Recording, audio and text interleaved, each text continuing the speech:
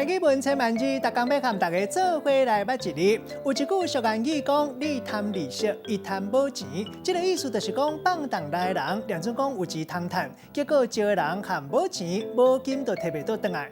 今仔日要甲大家小解这一日，就是息利息的息，读做息思业息第四条。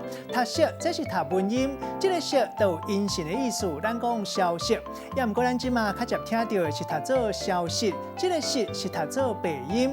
另外，息嘛有利顺的意思，咱讲利息，意思就是本金无钱生出来利顺。带大家做伙来小解这两个词。头一个读做利息，头前讲到就是本金生出来无钱。第二个词读做消息，咱即马拢知影讲消息就是音讯、信息、风声。也佫有一个可能大家较青分、较毋知影的意思，就是鹅毛做的鱼白啊，专门用来鸟鱼空。咱用一句话来举例，甲这两个词甲做伙。比如讲，人咧讲贪人一斗米，失去半年粮，阿明就是贪人的利息，结果含人倒回啊，才会互人倒回啊，即马对方拢已经无消无息。今仔日小解这一日读做息，这是文音；另外白音读做息，提供予观众朋友来参考。